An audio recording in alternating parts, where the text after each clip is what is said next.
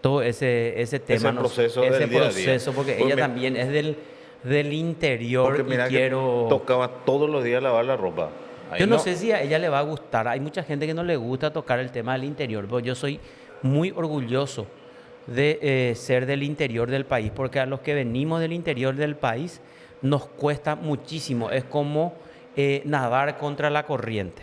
Por eso yo siempre digo, y no tengo ni una sola vergüenza, que yo me aplacé alrededor de 5 o 6 veces en lengua española, hasta que mi profesora se compadeció y me dijo, te voy a enseñar particularmente, porque nos costaba mucho, porque nosotros hablábamos todo en guaraní, en la escuela, en el colegio, y después te pedía la redacción en castellano. Entonces se complicaba mucho la situación, ya estamos nosotros en contacto, ya le estamos viendo en pantalla a la doctora Rosa Yambay, Rosa Beatriz Yambay. Ella es camarista de la niñez y adolescencia de la circunscripción judicial de Cordillera. Y no me acuerdo ahora su valle, pero ella nos va a decir, Alfonso Tranquera creo que es su valle, el valle de la doctora. No sé si por ahí era vecino o vecina de Kemil Yambay. Doctora, buen día, gracias por atendernos. ¿Cómo estás? Buen día, Maisha Pa, Ayu Paraguay. Riepui, Mm, tenemos que etepe. Sí, vengo de Alfonso Tranquera, ahí lavamos la ropa en el licuá, usábamos la tabla de madera, vos que sabés cómo se lavaba la ropa en el campo. sí, Habría que Peiseitai. fregar con la mano. Con la mano, exactamente, con la mano. A algunos oye plagueamas y ya se pone piropama porque todos los días, sobre todo las mujeres que tenían que lavar la ropa a sus hermanos varones.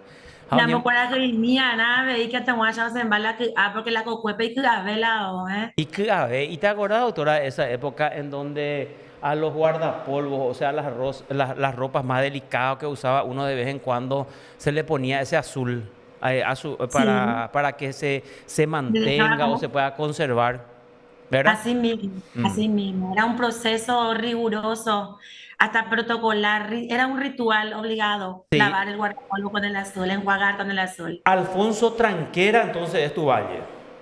Alfonso Tranquera es un pueblo muy lindo, verde de cordillera. De hecho, que Emil Yambay era mi tío, el hermano menor de mi papá.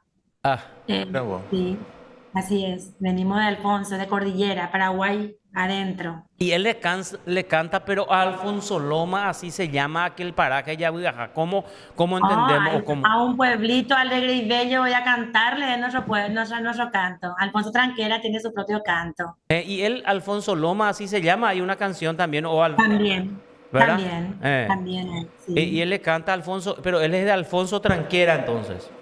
Le canta a los dos, tanto a Alfonso Loma como a Alfonso Tranquera. Ah, Alfonso Tranquera comienza el canto de Alfonso Tranquera comienza así, a un pueblito alegre y bello voy a cantarle. Esta ah, estrofa en que se inspira mi corazón. Ujú. ah. Y Alfonso Loma y Alfonso Tranquera son ciudades que están unas al lado de otras o están distantes. Sí, de hecho, cuentan que don Alfonso era un terrateniente que tenía una propiedad obviamente muy grande y estaba dividido en tres zonas.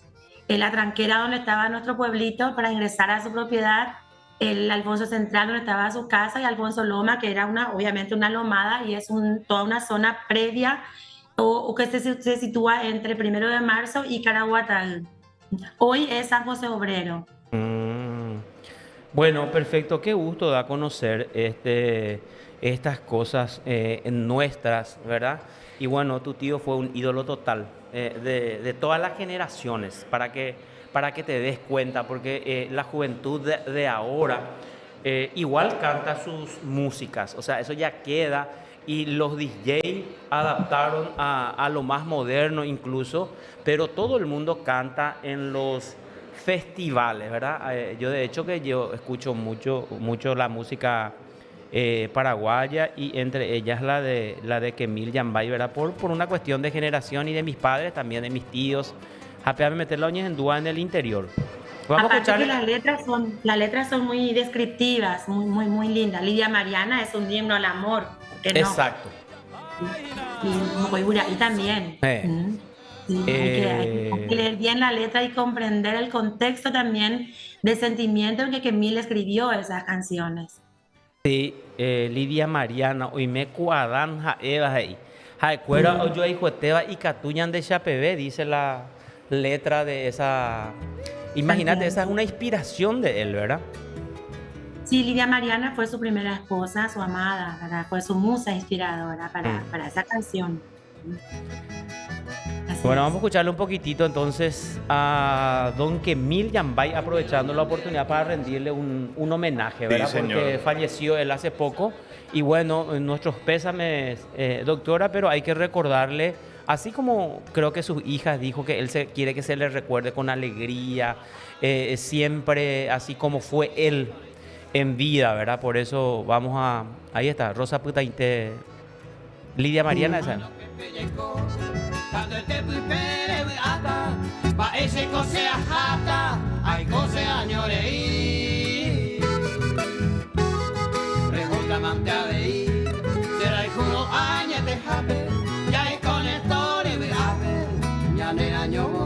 Sí, ya será. Bueno, perfecto. Entonces este es un homenaje también a don Kemil Yambay.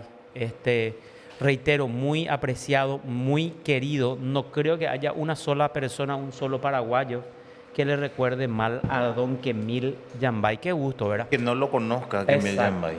Así mismo es.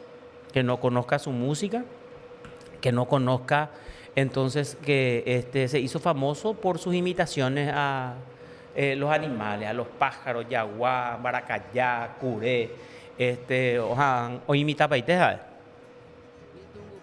Una Aranduca Atú que desarrolló desde su infancia, ¿verdad? Porque no fue una escuela de música tampoco.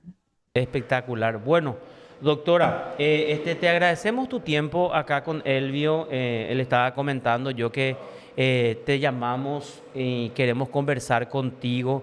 En estos días nosotros habíamos publicado una entrevista con la doctora Silvana Luraggi, que es la coordinadora de la Oficina Técnica Penal de la Corte con relación al tema. Ella nos había manifestado que el tema de la violencia familiar y el tema de incumplimiento del Incumplimiento. deber Sí. alimentario son los casos más vistos del Más ámbito, comunes, exacto, más comunes, un alto índice más comunes. entonces en la comisión de esos hechos punibles. Y ella decía, para la gente que nos está escuchando y nos está viendo, entre otras cosas, que bueno, al momento de juzgar el caso se encontraban con falencias en cuanto al aporte o elementos probatorios presentados por la Fiscalía. Ella decía que es lo que se tiene que atender para que se dé ese dolo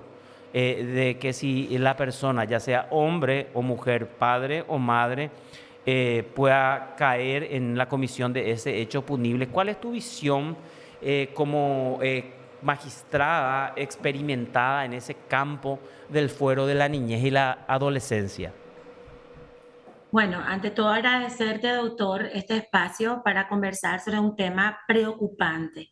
El hecho de que sistemáticamente, año tras año, el hecho punible de incumplimiento al deber alimentario sea uno de los más frecuentes en el país tiene que llamarnos la atención a todos los estamentos y a todos los poderes del Estado, poder ejecutivo, poder judicial, poder legislativo.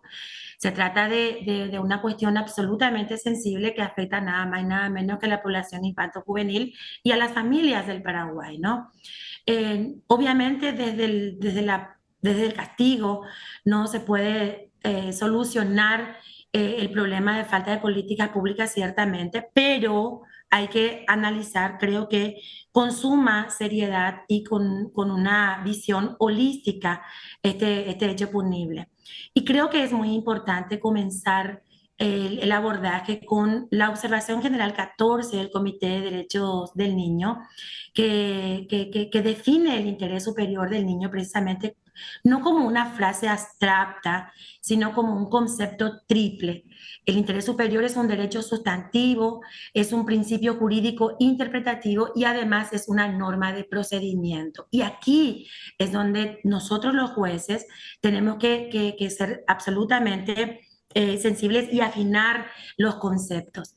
Hay un bloque de constitucionalidad y de convencionalidad que nos obliga a mirar, a considerar este interés superior del niño desde los artículos 54 y 55 de la Constitución Nacional en armonía con los artículos 3 de la Convención que habla del interés superior del niño, 4 de la Convención de los Derechos del Niño que habla de la efectividad de los derechos, 18 de la Convención también que habla de la responsabilidad de los padres para proveer el cuidado y la asistencia a los niños, y el artículo 27 también de la Convención de las Naciones Unidas por los Derechos del Niño que establece nada más y nada menos que el Estado o los Estados partes, en este caso el Estado paraguayo, tiene que arbitrar todas las estrategias necesarias para asegurar que los responsables de la asistencia financiera del niño, en este caso la provisión de alimentos, se cumpla.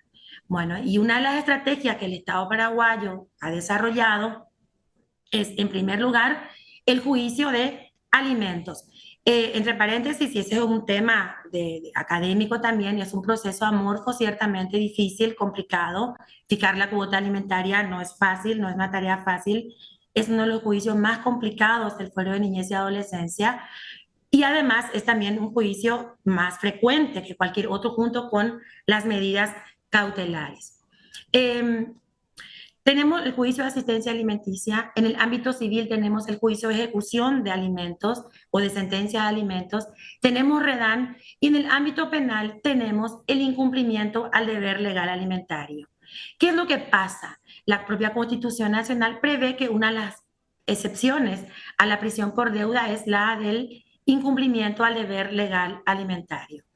Decía yo que tenemos que considerar un bloque de constitucionalidad y convencionalidad para analizar este hecho punible. En primer lugar, un principio de prioridad absoluta. Aquí armoniza el artículo 54 de la Constitución con el cuarto de la Convención que habla de efectividad de derechos. De nada sirve esta poética descripción de los derechos del niño a la protección si no se adopta una política pública eficaz para efectivizar el derecho del niño a recibir asistencia alimenticia. Esto va de la mano con el derecho a la supervivencia. Es un principio básico de la doctrina de la protección integral que garantiza el derecho del niño a una supervivencia con derechos efectivos y una supervivencia integral en todas las dimensiones biopsicosocial, ¿no? Y aquí la responsabilidad de los padres y del Estado. El niño tiene derecho a un nivel de vida digno. Ciertamente tenemos que armonizar este derecho a un nivel de vida digno también con la capacidad económica del alimentante. Y es aquí donde creo que hay no quiero ser, ¿cómo diría? No quiero crispar el ambiente con esto, pero sí es necesario que conversemos de manera técnica, con una visión desapegada a sesgos y con una mirada holística para comprender este hecho punible, que no es simple, pero no puede desconocer el juez penal que en el ámbito de niñez y adolescencia ya se consideró la capacidad económica del alimentante, ya se estudió la capacidad económica del alimentante y se fijó una cuota alimentaria conforme a esa capacidad económica alimentaria probada y en algunos casos presumida conforme al artículo 190 del Código de Niñez y Adolescencia. La observación general 14 del Comité de Derechos del Niño es fundamental para considerar este hecho punible.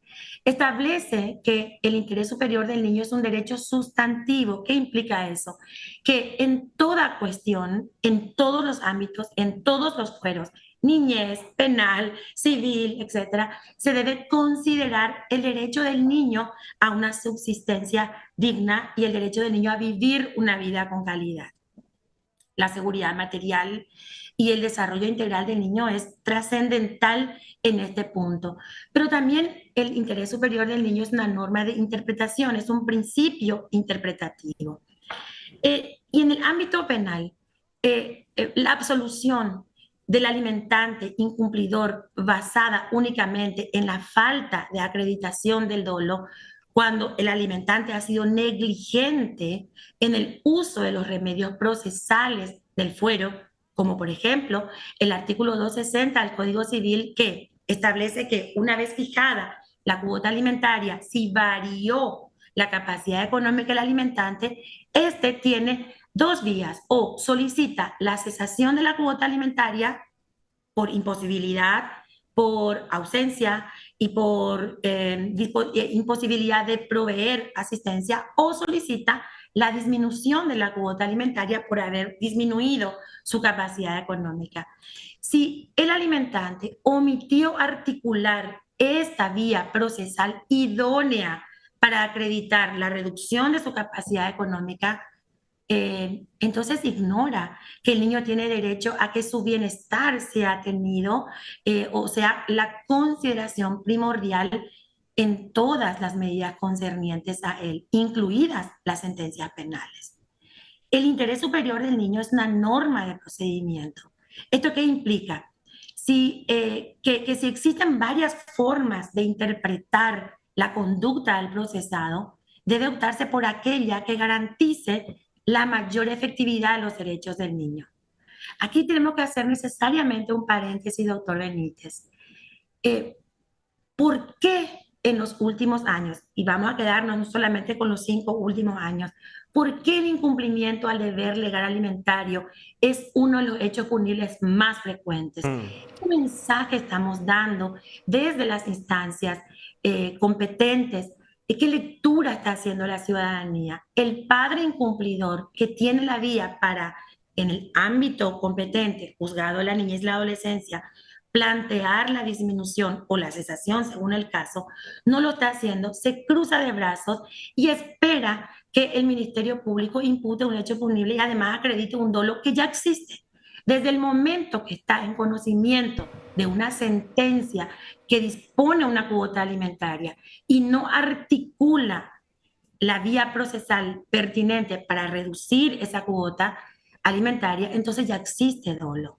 No tiene que el Ministerio Público volver a probar la capacidad económica del alimentante porque ya está aprobada esta capacidad económica en el ámbito competente. Aquí podemos hablar también de una inacción maliciosa. El alimentante que deja de abonar y no articula la disminución de la cuota incurre en una omisión deliberada. Incurre, reitero, en una omisión deliberada. La ignorancia de la ley no se presume, se conoce. Y en la experiencia que tengo como jueza de niñez y como tribunal, como miembro del Tribunal de Apelación, al alimentante se le explica sobradamente acerca de los criterios interpretativos para fijar la cuota alimentaria y las vías que tiene en el presente y en el futuro, tanto para aumentar la cuota alimentaria, reducirla o cesarla. Es decir, es poco probable que un alimentante no esté informado, salvo que no haya acudido al llamado de la justicia, se haya dictado una sentencia con rebeldía, digamos, en términos técnicos, del alimentante que no ha comparecido al llamado del juzgado de la niñez y la adolescencia para fijar esa cuota alimentaria. Doctora, yo te estoy escuchando atentamente para entender bien. Es como si fuera que estoy asistiendo a una clase sobre este tema y anoté algunos puntos, ¿verdad? Y estoy buscando y encontré acá en la definición, esa visión holística de la que hablaste. Pero ahora lo que te quiero preguntar, que es una cuestión muy importante. Entonces, de acuerdo a la explicación tuya, entonces, desde el momento que el padre o la madre, o sea, ambos, o sea, puede ser la mamá o el papá que no cumplan esa prestación, desde el momento en que no articula ese mecanismo de defensa, de decir, yo no puedo pagar este monto o yo ya no puedo pagar más porque me quedé sin trabajo, también puede ser.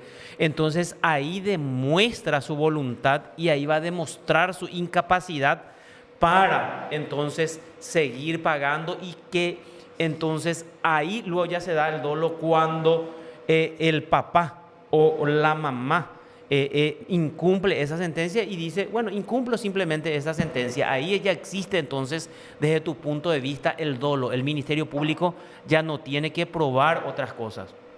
Es que con la sentencia de Mm, fijación de la cuota alimentaria debidamente notificada, obviamente, ya el alimentante está en conocimiento de su deber de mm, prestar alimentos. Aquí no se trata de la creación de una deuda civil o comercial, se trata de un deber constitucional, de un deber legal de asistencia al niño como padre, mm. que tiene que incrustarse además dentro del mandato constitucional de protección de la paternidad y maternidad responsables.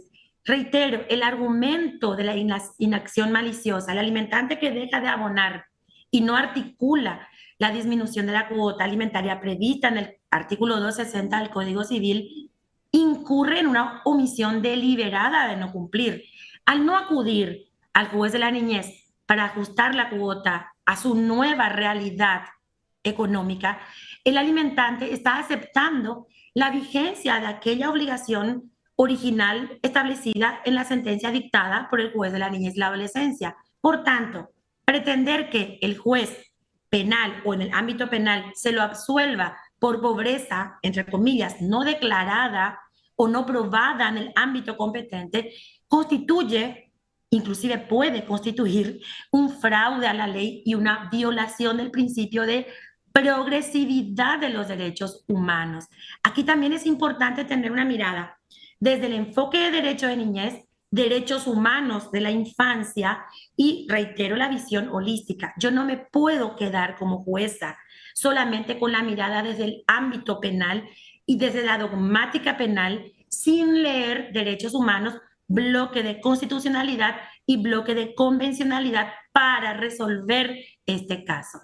La absolución penal en estas condiciones genera una brecha de impunidad que contraviene el artículo 54 de la Constitución Nacional, que establece una prioridad absoluta de los derechos de la infancia.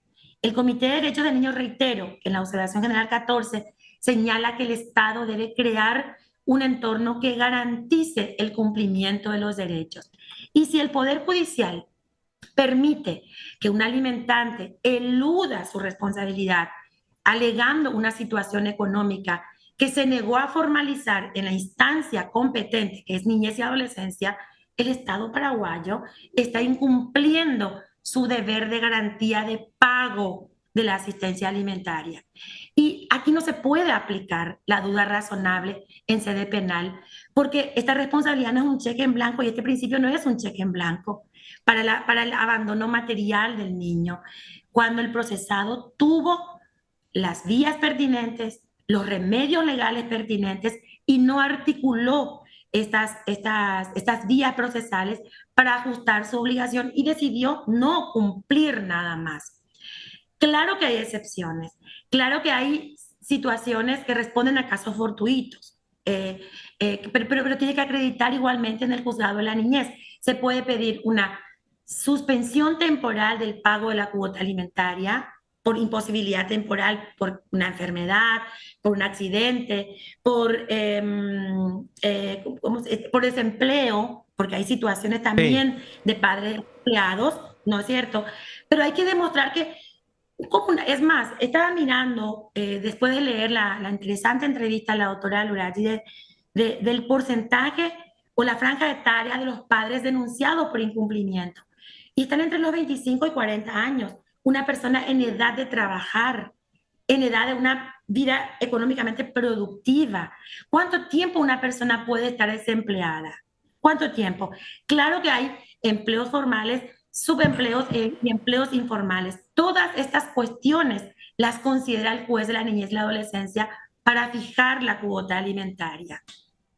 claro, entonces por eso es que una vez que se fija esa cuota alimentaria, es evidente que el juez ya consideró todos los elementos y encontró que el papá o la mamá estaban en condiciones de hacer esa prestación.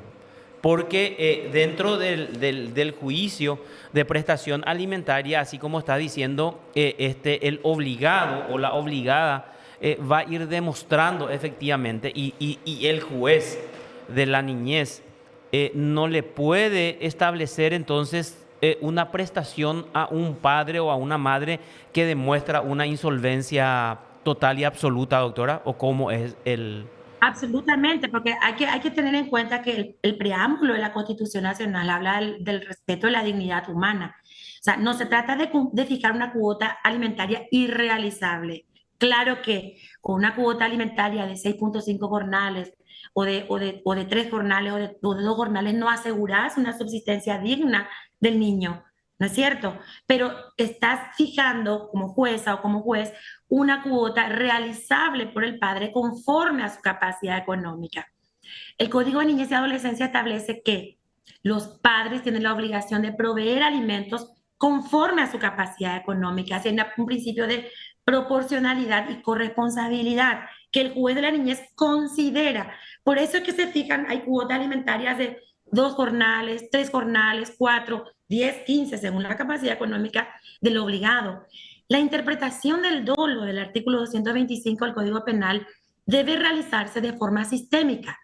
El dolo se configura desde nuestra perspectiva de los niñólogos, como se diría, desde el momento en que el sujeto alimentante, padre o madre, conociendo la existencia de una orden judicial, decide no cumplirla ni sin buscar su modificación legal. Eh, ese incumplimiento de articular el remedio procesal previsto en el artículo 260 del Código Civil es prueba suficiente de la voluntad de incumplir. Por eso es importante que en el fuero penal se tenga en cuenta esta visión holística. No se puede nada más considerar lo que dice el artículo 225 del Código Penal sin considerar las disposiciones de la Constitución Nacional, de la Convención, del Código de Niñez, que necesariamente se articula con el Código Civil.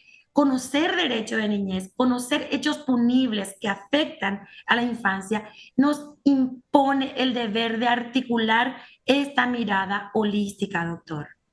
Ahora, este otro tema, estábamos hablando del alto índice de la comisión de estos hechos punibles, o sea, de este hecho punible entre los de violencia, o sea, el incumplimiento del deber que tiene la persona, ya sea madre o padre, de proporcionarle alimento al hijo. O sea, desde su experiencia, o no sé cómo era que dijiste, desde la experiencia de los niñólogos, algo así, dijiste.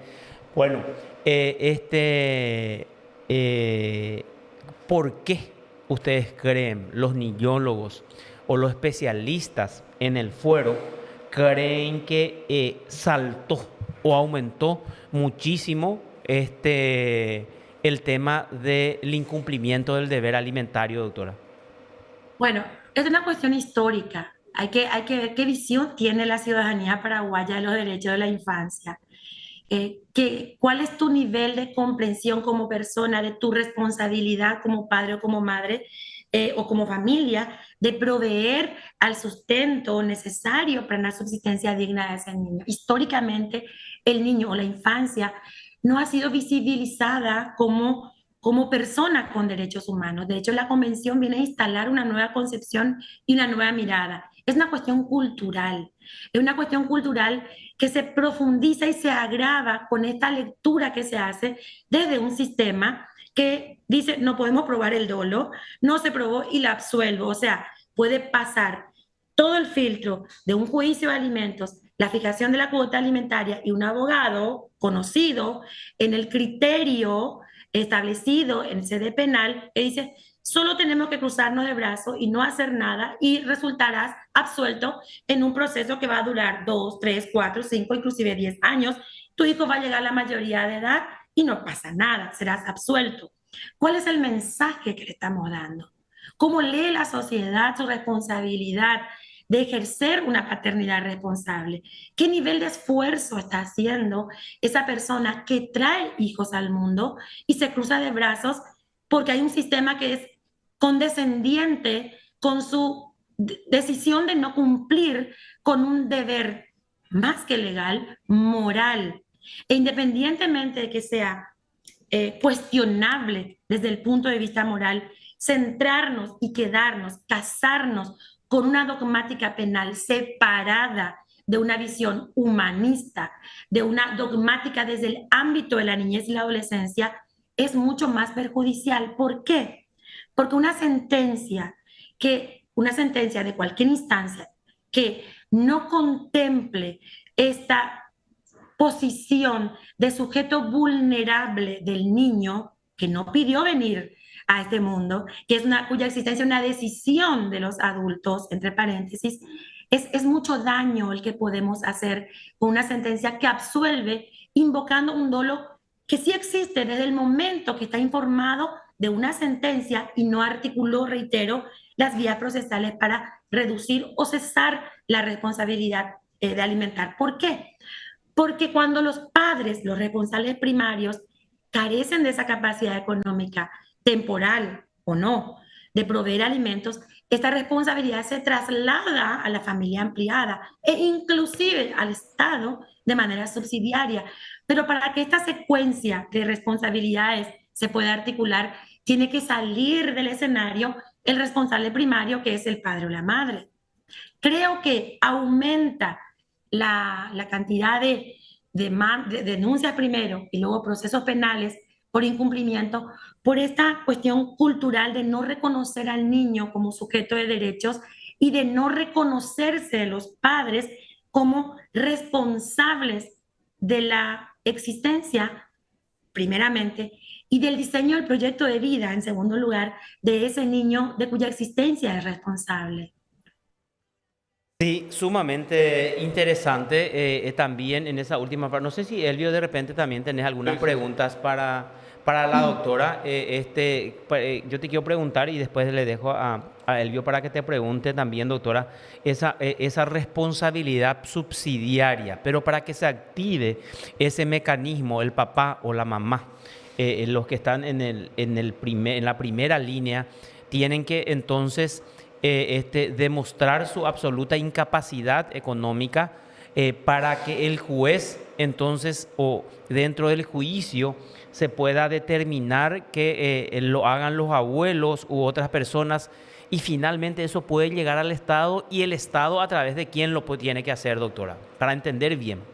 Exacto. El artículo 98 del Código de Niñez establece que en caso de ausencia, incapacidad o imposibilidad de los padres son responsables los miembros de la familia. Y aquí remite al Código Civil, 258 del Código Civil, que serían los hermanos mayores del niño, los abuelos, e inclusive haciendo un análisis sistémico, los tíos, ¿verdad? Del niño. Eh, pero reitero, tiene que articular el padre la cesación de Sí. la cuota alimentaria o la suspensión de aquella sentencia que fijó la cuota alimentaria. Mientras tanto, él sigue siendo responsable y además se acumula una cuota alimentaria impaga. Impaga entre paréntesis, hacer un juicio de ejecución de alimentos porque no está diseñado un proceso específico, es costoso. Costoso en el tiempo, costoso en recursos, costoso en el sistema, en el sentido procesal para la madre o el padre que tiene que proveer alimentos al niño ante la ausencia de la asistencia material del otro. ¿Quién es, qué instancia?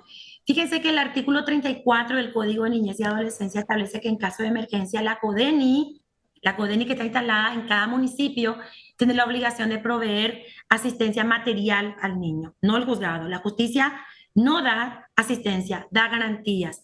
El juez tiene que ser garante de la efectividad de los derechos del niño. Y esta garantía no es solamente atribución del juez de la niñez y la adolescencia, es responsabilidad también del juez penal en este caso. Eh, no previó específicamente el Código de Niñez qué institución del Estado paraguayo es responsable de proveer asistencia alimenticia para el niño cuyos padres están imposibilitados. No obstante, la ley 6486/20 establece, da un paso importante porque si bien prevé solamente para los niños en situación de cuidado alternativo, establece que el MINA proveerá esa asistencia económica, por supuesto cumpliendo determinados requisitos, podríamos hacer una interpretación extensiva en este caso y pragmática también y requerir, ¿por qué no?, al MINA. Antes de la previsión normativa contemplada en la ley 6486, también se podría haber planteado ante el Ministerio de Salud Pública, así como se le requiere al Estado paraguayo que a su costa un niño sea internado en una sala de terapia intensiva cuando el Estado no prevé o no dispone de una sala en un hospital público, hay medidas cautelares dictadas por el juez de la niñez y la adolescencia que ordenan al Estado paraguayo cubrir el costo del tratamiento médico del niño en un sanatorio privado. También se podría plantear esta asistencia alimentaria provisional, temporaria, por supuesto, reuniendo determinadas condiciones a una dirección del Ministerio de Salud Pública. Creo que se determina dirección de familia o asistencia familiar, algo así. No obstante, hoy creo que el MINA, Ministerio de Niñez y Adolescencia, es la instancia responsable. Ustedes me van a decir, pero entonces, ¿cuánto dinero se va a requerir? No se trata de proveer indefinidamente, sino de también articular políticas públicas para que ese padre que hoy no tiene un empleo, que hoy está subempleado o está enfermo, está internado, temporalmente no puede trabajar, haya un tiempo prudencial en el que el Estado provea por su parte como responsable subsidiario. Entre tanto, se articula una solución, digamos, respondiendo a una política pública que satisfaga las necesidades del niño y, por supuesto, responda a esta orientación de articular, fomentar y proteger la maternidad y paternidad responsables. Bueno, un tema, primero saludarle a la doctora y agradecerle el tiempo nuevamente. Estamos hablando de un tema muy delicado. Sí, delicadísimo. Delicadísimo, Sensible. porque es sumamente sensible, porque estamos hablando de peleas de grandes que afectan en un 100% los derechos básicos de inocentes, ¿verdad? Ahora, yo quisiera plantearle otra cosa que también se da y mucho en nuestro país. Quizás por desinterés o quizás por problemas de adicción, muchas criaturas terminan en poder de los abuelos. Abuelos que no tienen un ingreso mensual fijo, ¿verdad?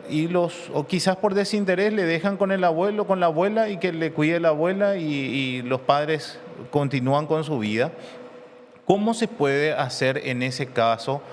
¿O quién finalmente va a aportar para que ese niño pueda tener lo básico, por lo menos aquellos que quedan bajo custodia de la abuela, de los abuelos, quienes ya no están en una etapa de productividad, por lo tanto no tienen los suficientes recursos como para que puedan ir a la escuela, como para que puedan alimentarse de manera efectiva? ¿Cómo el abuelo o la abuela puede recurrir a la justicia para solicitar de que le ayuden esos padres que quizás, porque están perdidos en la drogadicción, no lo están haciendo actualmente? Bueno, ahí tenemos la figura del cuidado alternativo. Y esta figura del cuidado alternativo está regulada por la Ley 6486/20. En primer lugar, no todos los adictos, a la condición de adicto no le hace, no hace que el padre esté imposibilitado, o la madre, ¿verdad? Los padres estén imposibilitados a proveer asistencia alimenticia al niño. Totalmente. Pero en ese caso, pero también debería de plantearse demanda contra los padres, demanda de alimentos, se acredita la imposibilidad, entonces se articula la responsabilidad contra el Estado. Y en el caso de los niños en cuidado alternativo, la respuesta está en la Ley 6486/20. Previo cumplimiento de las condiciones de rigor o los requisitos o la verificación de la situación específica, el Ministerio de Niñez y Adolescencia tiene que proveer para el sostenimiento económico de ese niño. El dinero se deposita en una cuenta en el Banco Nacional de Fomento, se tiene que cumplir verificar determinadas condiciones. Tiene que haber una medida de cuidado alternativo a través de la guarda dispuesta por el Juzgado de Niñez y Adolescencia, y el propio Juzgado de Niñez le requiere al Ministerio de Niñez la provisión de los fondos. Hace poco tiempo, el Tribunal de Apelaciones de Niñez de Cacupé dispuso en un juicio de alimentos, en el contexto de un juicio de aumento de asistencia alimenticia, que se requirió al padre de una niña que está en cuidado alternativo con la abuela plantea una demanda de aumento de asistencia. En primera instancia se hizo lugar, pero nosotros en Cámara de Apelación, aquí en Cacupé, en todos los juicios de alimentos, particularmente en estos muy sensibles, disponemos que se realice una verificación comparativa de las condiciones de vida de las que disfruta el niño y de las que gozan los padres.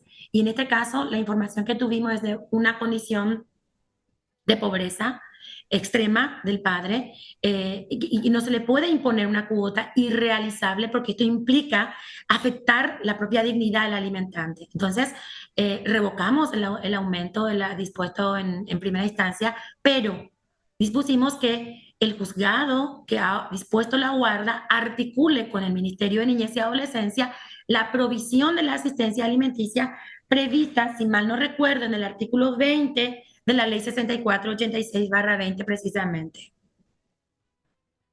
Bueno, la custodia alternativa entonces. Sí, así Que es mismo. otra figura también que muchas veces no se tiene en cuenta y en nuestro país lastimosamente, Carlos, sigue eso, porque antes era mucho más normal que el chico crezca con los abuelos, bajo la custodia de los abuelos, quizás porque los padres tenían que salir a trabajar, pero estaba dentro del mismo hogar y muchos, era la costumbre de antes, ¿verdad? Que crezcan con los abuelos. Pero eso hoy por lo menos ya está regulado y hay una obligación, incluso puede tener la intervención del Estado en muchos casos. Específicamente en el artículo 19 de la ley 6486 está contemplada la obligación de asistencia económica o en especie al niño o adolescente en acogimiento familiar. Bueno, perfecto. Bueno, doctora, para ir terminando la entrevista, dentro de este campo, si tenés algún mensaje final o a la gente que nos está escuchando, que nos está viendo, o los casos o algún caso que te haya llamado mucho la atención y que te haya impactado, pese a que tenés mucha experiencia en el fuero de la niñez y de la adolescencia, doctora. Si podés compartir con nosotros y con la audiencia. Bueno, la historia es tanta, hay tantas experiencias, pero en este caso puntual que mencioné de disponer una cuota alimentaria, en este caso un aumento de la cuota alimentaria, sin previamente verificar las condiciones de vida, tiene un impacto muy, muy fuerte, porque nosotros al verificar desde Cámara de Apelaciones las condiciones de vida del alimentante nos encontramos con una mamá analfabeta que también tiene una deficiencia de su capacidad mental. Entonces, como jueces estamos obligados a acercarnos, a aproximarnos a la realidad del grupo familiar para resolver con justicia y respondiendo a las necesidades del niño, pero también requiriendo a las instancias pertinentes la asistencia adecuada. Nosotros no podemos dictar resoluciones solamente de la frialdad de la ley sin considerar las circunstancias reales de las condiciones de vida de las personas, no solo en alimentos, en todos los casos que llegan a niñez y adolescencia. Pero particularmente sobre el tema de asistencia alimenticia, creo que es necesario tener en cuenta que nosotros, como sistema de justicia, no podemos seguir permitiendo que la justicia paraguaya sea un compartimiento estanco en el que un juzgado de la niñez ordena, un juez penal lo borra con el codo alegando falta de dolo. Si un padre tiene para pagar una asistencia profesional de un abogado en lo penal, pero dice que no tiene dinero para proveer asistencia para el hijo y nunca pidió legalmente reducir su cuota, estamos ante una burla al sistema. Y nosotros no podemos ser herramienta para concretar esa burla. Al final del día, no se trata de llevar a todos los padres incumplidores a la cárcel, porque hay que analizar ciertamente caso por caso. Se trata de que el Estado garantice que los niños crezcan con la satisfacción real de sus derechos en un ambiente de armonía y también de lectura de mensajes desde el Estado de que se le va a garantizar sus derechos. Es un deber constitucional, no es una opción la asistencia alimenticia. Y la ley ofrece salidas para quien realmente no puede pagar, pero la viveza de dejar de pagar y esperar una absolución penal debe terminar si queremos ser un país que realmente protege a sus niños. Instamos desde el Foro de Niñez y Adolescencia a los magistrados a aplicar un enfoque de derechos de infancia. La dogmática penal no puede ser un refugio para la irresponsabilidad. Absolver al alimentante que no utilizó los canales previstos por la legislación correspondiente, Código Civil, Código de Niñez y Adolescencia, para ajustar su situación académica, es premiar la desidia. El interés superior del niño exige jueces valientes que entiendan que el incumplimiento alimentario es una forma de violencia económica que en el Paraguay no se puede seguir tolerando. Correctísimo. Doctora, muchísimas gracias por tu tiempo. Siempre es un gusto conversar contigo y bueno, yo creo que voy a reiterar, habla muy bien el castellano la doctora, porque nosotros tenemos así, cuando venimos del campo, nos cuesta mucho el castellano, ¿verdad? Es más, hay ministros de la Corte que no hablan bien el castellano. El doctor Ramírez, por ejemplo, digo yo así, yo me responsabilizo, no es que vos estás diciendo. El doctor Santander, por ejemplo, se traga muchas eses y a veces le agrega eses. Lo mismo ocurre con el doctor Ramírez. A mí también me cuesta hablar, por eso cuando yo me enteré que vos eras de Alfonso Tranquera, yo de San José de los Arroyos, ¿verdad? Pero entonces, como suena el nombre, el castellano, hablas muy bien, pronuncias muy bien y tenés muy buena dicción, aparte de la explicación que nos diste, doctora, y que, bueno, da gusto escuchar esto de la gente que conoce y sobre todo darse a entender o dar a entender esa cosa que conoce. Muchísimas gracias por tu tiempo, doctora.